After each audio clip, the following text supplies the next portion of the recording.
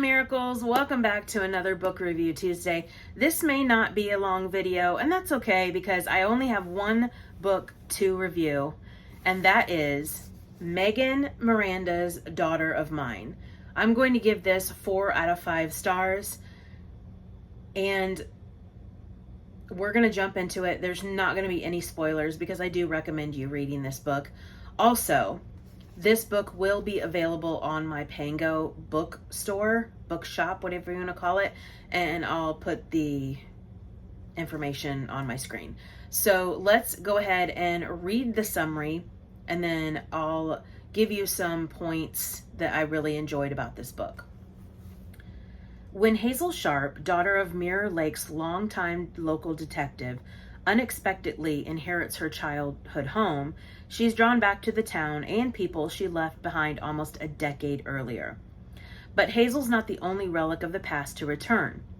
A drought has descended on the region, and as the water level in the lake drops, old hidden secrets begin to emerge, including evidence that may help finally solve the mystery of her mother's disappearance. So that is the back of the book, and as it says, Hazel returns to her hometown, and there's a lot of grudges held against her because she left and really doesn't come back to visit her family. And her two older brothers, Gage and Caden, seem like Gage is a little bit better dealing with Hazel, but Caden is like not having any of it. He just really, it's almost like a seething anger and hatred towards Hazel. And of course, there's a reason for it. And the curveballs that this book throws at you are so sly. Like they just hit you right in the face. And that's what I really enjoyed about this. The characters were wonderful in this. Caden, I wanted to like literally slap in the face because he was so irritating, and I think the author wanted you to feel that frustration toward him. So Hazel, the main character, I really, really enjoyed her. She's a very strong and smart woman. She started her own company with 2 college roommates, and so she's making it big in Charlotte, which is 2 hours away from her hometown.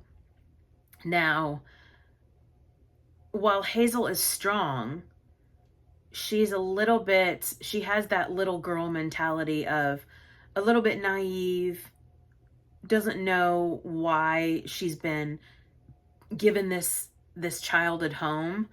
And she finds out that something's going on with the home. Someone's breaking into the home, and while she's there or while she's out, she doesn't understand why. The brothers are really shocked that the father has given her this home, and they're very upset about it, of course. And when she comes back home, there is a big incident with a car being found in Mirror Lake, and it's been there for years upon years. Then all of a sudden another car is found, and this one is close to Hazel's childhood home. And now the mystery is what's going on with this. 2 cars are found in a short amount of time, and Hazel comes to realize that the second car she's attached to somehow. I'm not going to say anything else. But the ending surprised me. I thought the ending was going to be like your typical, I figured out who it was that was doing all of this nasty stuff, and that was, just plain evil. But then come to find out it's a completely different person, and the story was twisty and turny. And if that's, is that a word? I don't know. I have to say, so far, this is my favorite Megan Miranda book. I've only read one of hers, and that was last week's review.